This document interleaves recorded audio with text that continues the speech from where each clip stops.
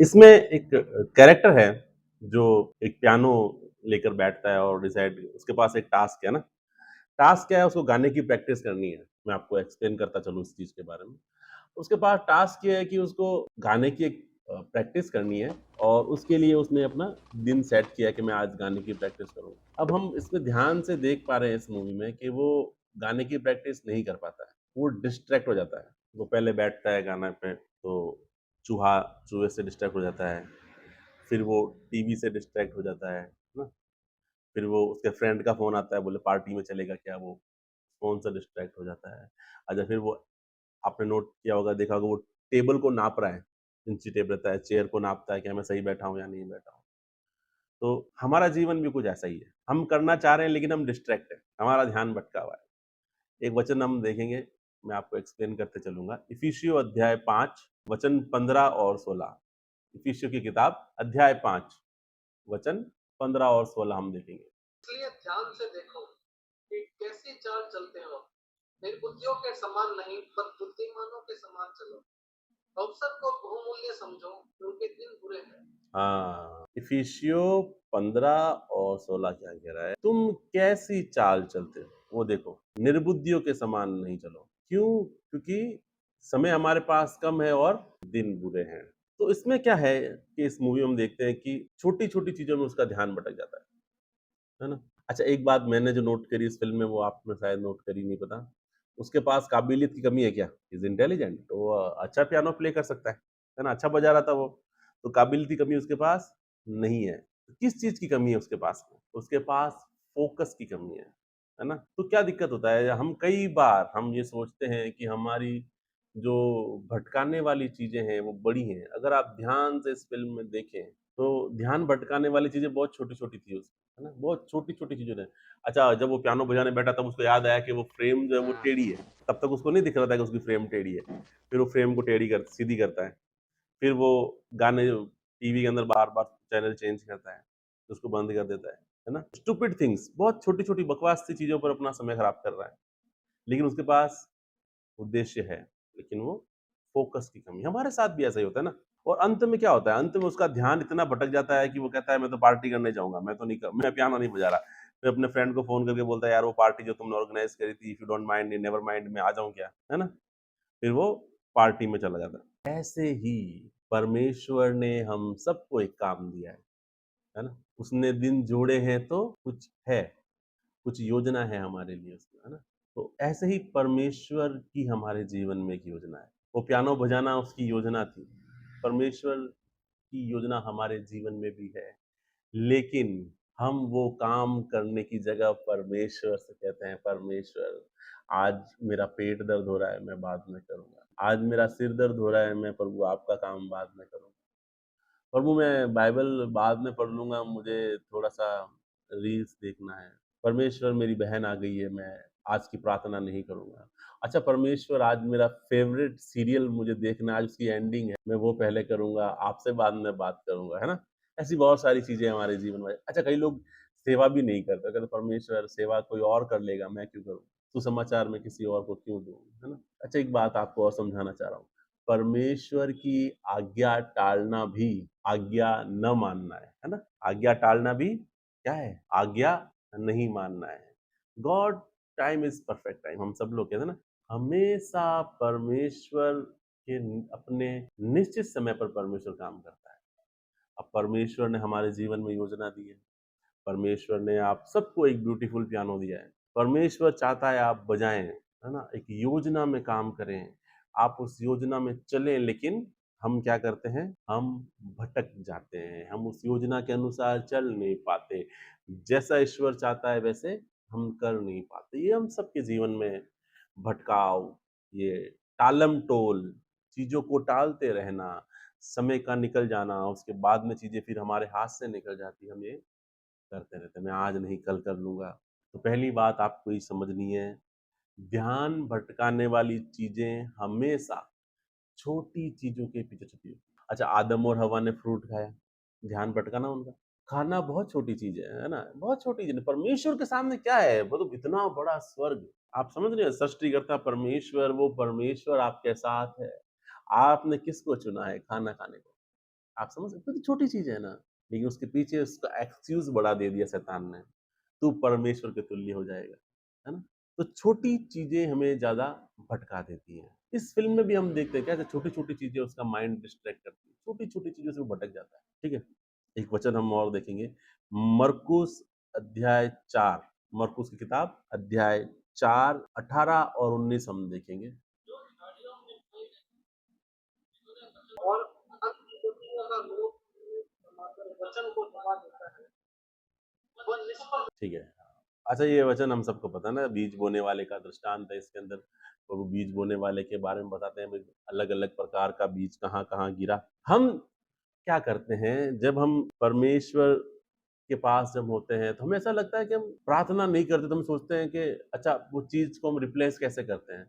हम सोचते हैं अच्छा मैं पाप तो नहीं कर रहा, प्रार्थना करोगे तो आपको नींद आएगी, है ना? तो आपको लगेगा नींद लेना कोई पाप थोड़ी है, मैं पाप थोड़ी कर रहा हूँ, प्रार्थना ही तो नहीं कर रहा हूँ। ये करते हैं ना, हम सोचते हैं कि मैं पाप तो नहीं कर रहा ना।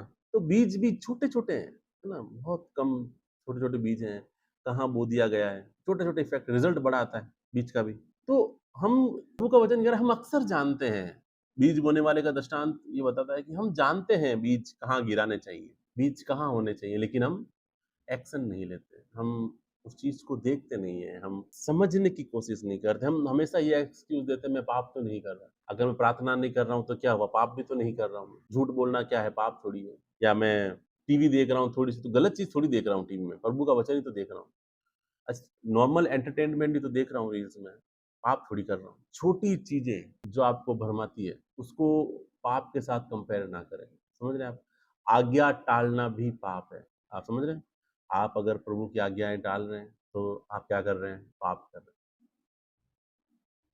चाहे वो कोई भी चीज़ हो फिर उसके पीछे, कोई भी रीज़न हो उसके पीछे। कुछ भी एक्सक्यूज़ हो आप दे सकते हैं, लेकिन अगर आप परमेश्वर का समय किसी और चीज़ों में दे रहे हैं और आप सोच रहे हैं कि आप पाप नहीं कर रहे हैं, तो आप गलत हैं। आपको समझना पड़ेगा, आप पाप कर रहे हैं। तो पहली बात ये है, छोटी-छोटी चीज़ें आपको डिस्ट्रैक्ट करती है। बड़ी चीज़ें आपको डिस्ट्रैक्शन में नहीं लेके जाती। प्रार्थना की जगह सो जाना बहुत छोटी बात है ना। मुझे भी कई बार ऐसा लग जाता था कि प्रार्थना करनी लेकिन मैं बहुत थका हुआ हूँ, तो क्या करूँ? सो जाऊँ। ठीक है, सो ही तो रहा हूँ ना, पाप थोड़ी कर रहा हूँ।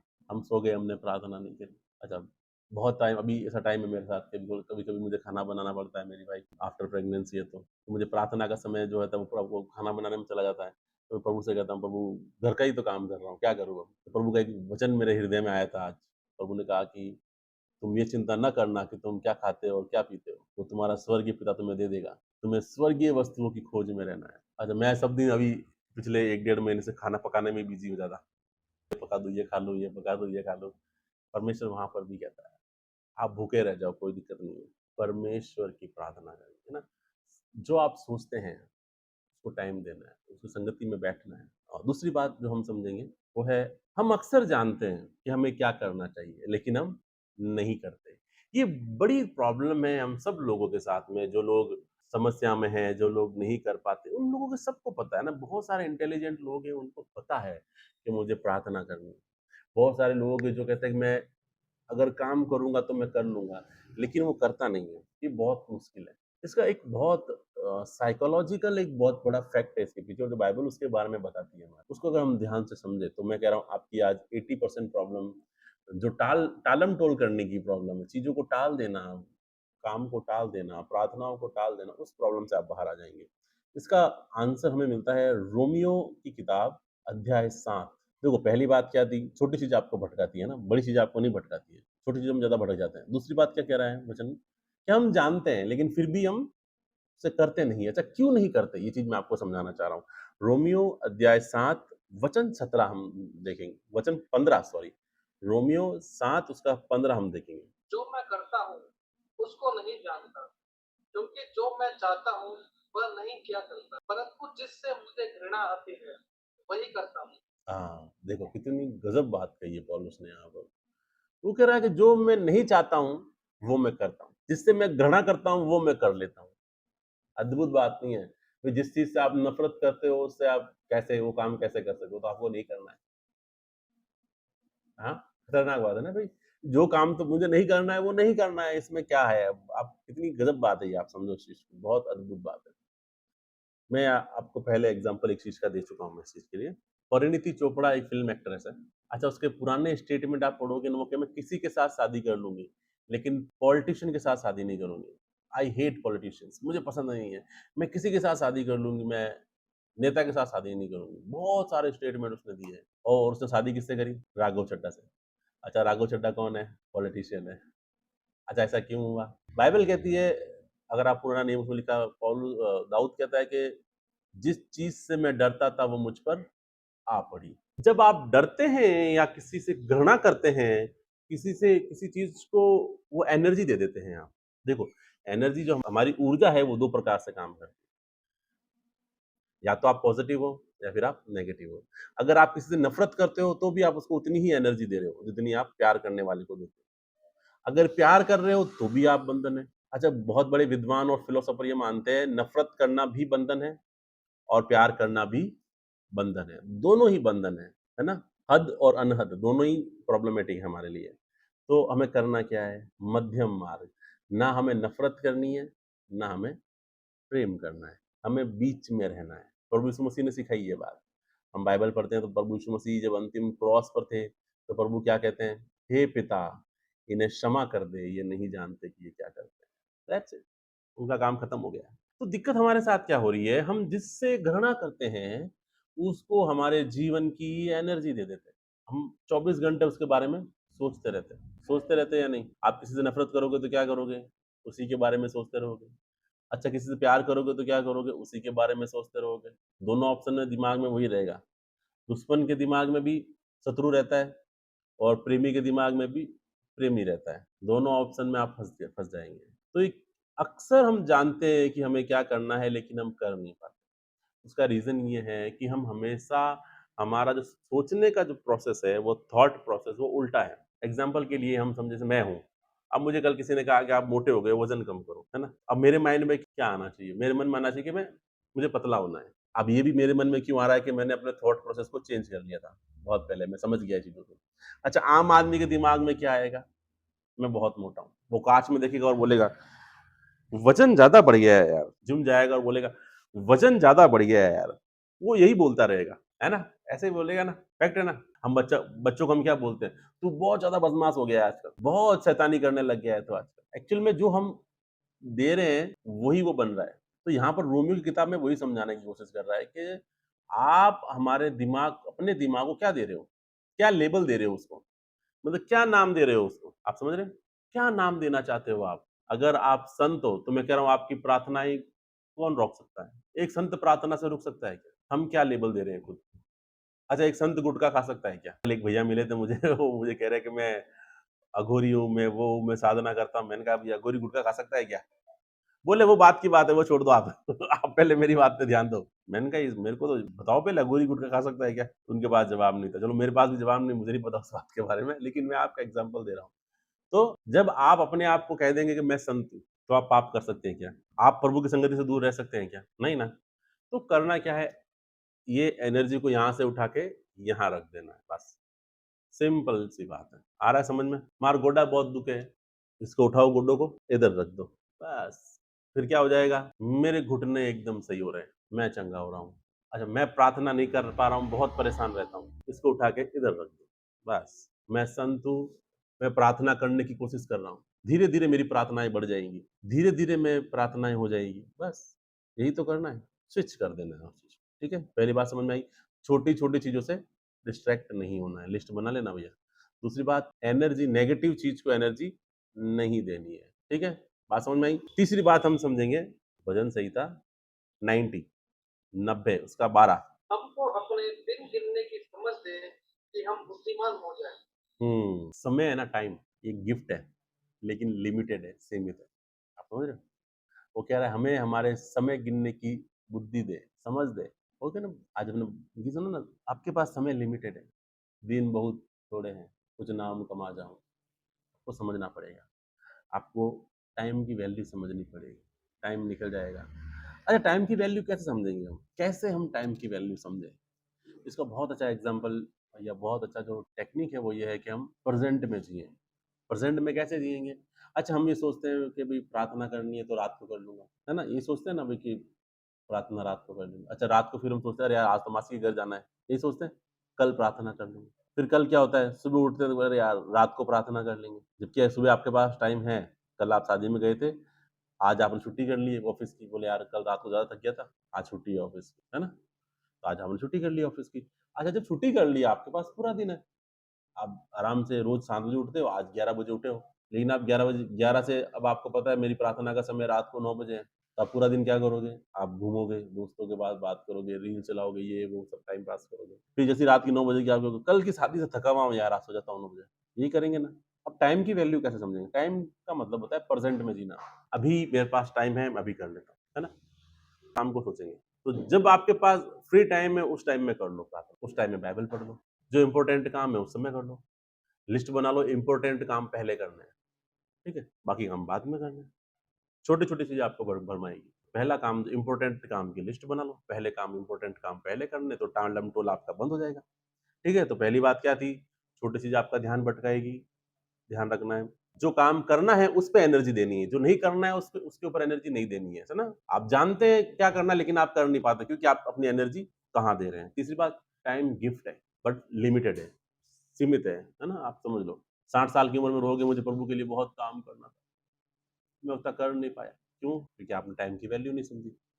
मैं हमारे एक एनजीओ में एक भैया थे, ही इज़ वेरी टैलेंटेड बहुत मैं आज तक मेरी लाइफ में उतना टैलेंटेड आदमी नहीं देख पाया हूँ। मेरी लाइफ में बता रहा हूँ। मैं उस बंदे से बहुत इंस्पायर्ड कोई काम ऐसा नहीं वो नहीं कर सकता। बट एक दिक्कत थी उनके साथ वो बहुत कैज़ुअल थे मतलब बहुत काम को ऐसे आराम से करते थे। तो एक दिन हम बैठे थे पास में तो उन्होंने मुझे कहा मेरे इस दिल में एक दुःख है। मैंने कहा जी भैया क्या दुःख है? बोले मैं जितना टैलेंटेड हूँ उतना टैलेंट मैं यूज़ नहीं कर पाया। है ना? जितना मैं कर सकता था उतना नहीं कर पाया और उसके 4-5 साल बाद उनकी डेथ हो गई। तो कहने का मतलब यह समय लिमिटेड है आपके पास। कितना करना चाहते हैं? क्या करना चाहते हैं? 24 घंटे आपके पास है, 24 घंटे मेरे पास है और 24 घंटे ही हमारे स्पिरिचुअल फादर डॉक्टर यूसुफ अंकोडोला जी के पास है। उन्होंने अच्छे से यूज़ किए हैं, हम उतना नहीं कर पा रहे, है ना? अब हमें समझना है, ठीक है? जितना गया जो गया कोई बात नहीं, लेकिन अब हम समय का प्रॉपर यूज़ करेंगे, ठीक है? चौथा है आत्माओं का जो दुश्मन है, वो ये जताता है कि वो आपसे प्यार करता है। ये बड़ा खतरनाक चीज़ है ना? अच्छा, आप आपके जीवन में फेल होने के लिए फैसला लेने की ज़रूरत नहीं है। आप समझ रहे हो? बड़े-बड़े फेलियर जो हुए हैं ना, वो फैसला लेने से फेलियर नहीं हुए हैं। अच्छा, तो कैसे फेलियर हुए हैं वो टालम-टोल करने से, उनके अंदर टाल देने की आदत। कोई भी काम को टाल देना, तो फिर आप अपनी लाइफ़ में फेलियर हो जाओगे। जब आप खड़े रहोगे एक स्थान पे और कुछ सालों बाद जब आप देखोगे, "अरे यार, मैंने चीज़ें टाल दी।" तो फिर आप फेलियर हो और आपके फ्रेंड्स आपसे आगे निकल गए। तो कोई आपने फैसला लिया क्या? नहीं लिया। आप टालते चले गए चीज़ों को बस। है ना? एक वचन इसके लिए हम देखेंगे प्रेरितों के काम अध्याय 24 वचन 25 हम देखेंगे। 24 का 25 जब वह धर्म और संयम और आने वाले न्याय की चर्चा कर रहा था, तो फेलिक्स ने भयभीत होकर उत्तर दिया, अभी तो जा, अवसर पाकर मैं तुझे फिर बुलाऊंगा। हाँ, देखा उसने जैसे वो प्रचार कर रहा है कि न्याय होगा, परमेश्वर न्याय तो फ्रेडरिक वो क्या करा? वो भयभीत डर गया कि मेरा कुछ हो ना जाए। तो उसने क्या करा? बहुत आराम से बात को टाल दिया। क्या टाला? अभी तू जा, मैं जब फ्री होऊँगा तुझे बुला लूँगा। टालना, है ना? शैतान यही चाहता है कि आप चीज़ें टाल दो और वो दिखाता है कि वो आपसे प्यार करता है ना? वो टालम-टोल करवाता है। वो कहता है परमेश्वर की आज्ञा टाल दे। थोड़ी देर के लिए तो टाल रहा है तू। तो हमें ध्यान रखना है ना शैतान शो करता है कि वो आपसे प्यार करता है, ठीक है? तो हम इन चीज़ों से बचने के लिए हमें क्या करना है? हमें यीशु मसीह पर फ़ोकस रखना है। हमारा ध्यान कहाँ होना चाहिए? बोलो परमेश्वर पे होना चाहिए। इससे हम बच सकते हैं। प्रभु यीशु मसीह पर ध्यान लगाकर हम क्या कर सकते हैं? हम बच सकते हैं। इब्रानियों की किताब अध्याय 12 इब्रानियों की किताब अध्याय 12 वचन 1 और 2 हम देखेंगे। इब्रानियों अध्याय 12 वचन 1 और 2 कि जब गवाहों का ऐसा बड़ा बादल हमको घेरे हुए है, तो आओ हर एक रोकने वाली वस्तु और उलझाने वाले पाप को दूर करके वह दौड़ जिसमें हमें दौड़ना है धीरज से दौड़ और विश्वास के कर्ता और सिद्ध करने वाले यीशु की ओर ताकते रहे, जिसने इस आनंद के लिए तो उसके आगे धरा था, लज्जा की कुछ चिंता न करके क्रूस का दुख सहा और परमेश्वर के सिंहासन के दाहिनी ओर जा बैठा। ठीक है? सिंपल सी बात पौलुस यहाँ कह देते हैं। जो हमें भरमाने वाली चीज़ें हैं, उन्हें छोड़ कर के प्रभु यीशु मसीह की ओर देखते हुए गवाह का ऐसा बादल जो हमें घेरे हुए है। तो हम प्रभु यीशु मसीह की देखते हुए दौड़ें, ताकि हम उस अनंत जीवन को प्राप्त कर सकें। ये कैसे करना है? तो आपको एक चीज़ समझनी, पहली बात, रोज़ दौड़ना है, ठीक है? आपकी जर्नी 1 साल, 10 साल की नहीं है, आपकी यात्रा रोज़ की है, ठीक है? तो रोज़ का सोचना है। आज की प्रार्थना हो गई, कल की कल सोचेंगे। इसलिए पौलु प्रभु यीशु मसीह कहते हैं ना, कल की चिंता कल अपने आप कर लेगा, तो आज प्रार्थना कर ले। हम कई बार प्रार्थनाओं को कल पे टाल देते हैं, हम कई बार वचन पढ़ने को कल पे टाल देते हैं, हम अच्छी बातों को कल पे टाल देते हैं। लेकिन प्रभु कहते हैं आज की आज सोच, रुक जा, है ना? प्रभु रुक जाओ, कल की कल सोचेंगे, आज की आज कर लो। समझ रहे हैं मेरी बात? तो कल पे नहीं जाना, आज की आज कर लेना, प्रार्थना आज की आज कर लेना। समझ रहे हैं मेरी बात आप? वचन आज का आज ही पढ़ लेना, कल की चिंता मत करना, ठीक है? कल पर ना टालना, ठीक है? और परमेश्वर के सामने रोज़ प्रभु को मुँह दिखाना, है ना? अच्छा, आप अगर रोज़ अटेंडेंस जाकर नहीं लगाओ तो आपकी सैलरी थोड़ी मिलेगी, उस दिन की कट जाएगी। जिस दिन नहीं जाओगे उस दिन की सैलरी कट जाएगी। रोज़ जाना पड़ता है अटेंडेंस लगाने के लिए, रोज़ बॉस को मुँह दिखाना पड़ता है। ऐसे ही प्रभु को रोज़ मुँह दिखाओ, ठीक है? अच्छा, तो आप में टैलेंट की कमी नहीं है, आप में फ़ोकस की कमी है। अच्छा, फ़ोकस कैसे बनेगा? रोज़ प्रैक्टिस करने से, है ना? कैसे बनेगा? रोज़ प्रैक्टिस करने से। तो जो टालम-टोल की जो आदत है, वो आज हमें समझ में आई होगी आपको। मैं आशा करता हूँ इस वचन के द्वारा परमेश्वर ने आपसे बात करी होगी। तो आइए हम प्रार्थना करें और हमेशा की तरह प्रार्थना के साथ इसको समाप्त करेंगे। ठीक है, आइए मेरे साथ एक मन होकर आँखें बंद करेंगे और मैं आशा करता हूँ आज के बाद परमेश्वर इस प्रॉब्लम से, टालने वाली प्रॉब्लम से आपको छुड़ाएगा। आप चीज़ों को टालोगे नहीं, ऐसा मैं विश्वास करता हूँ। आइए हम प्रार्थना करेंगे। धन्यवाद महान सामर्थी पिता परमेश्वर, खुदावंद धन्यवाद देते हैं मेरे पिता आपके अनुग्रह और आपकी दया के लिए मेरे प्रभु जी। यीशु मसीह के नाम से प्रभु जी, जो टालने की आदत है मेरे खुदावन, यीशु मसीह के नाम से पिता, ये हमारे जीवन से दूर हो जाए मेरे खुदा। यीशु मसीह के नाम में चीज़ों को टालना, भरमाना हमसे दूर हो जाए मेरे खुदा। यीशु मसीह के नाम में फ़ोकस हमारे जीवन में आ जाए मेरे खुदा। अनुग्रह करना मेरे खुदा। फ़ोकस हमारे जीवन में आ जाए मेरे खुदावंद, यीशु मसीह के नाम से। आइए हम अंगीकार की प्रार्थना करेंगे। धन्यवाद महान सामर्थी पिता परमेश्वर। खुदावंद धन्यवाद देते हैं मेरे पिता परमेश्वर। मैं विश्वास करता हूँ और यीशु मसीह परमेश्वर का पुत्र है। यीशु मसीह मेरे लिए, मेरे पापों के लिए मारा गया, गाड़ा गया और 3 दिन बाद मुर्दों में से जी उठा। यीशु मसीह जीवित परमेश्वर है। मैंने जो भी पाप जाने-अनजाने में किए हैं, मैं मानता हूँ। प्रभु मेरे पापों को माफ़ करो, मुझे यीशु मसीह के लहू से धोकर शुद्ध करो। मैं आज से अपना जीवन यीशु मसीह को देता हूँ। यीशु मसीह को अपना उद्धारकर्ता मानता हूँ। यीशु मसीह को अपना सतगुरु उद्धारकर्ता ग्रहण करता हूँ। यीशु मसीह के नाम से, आमीन।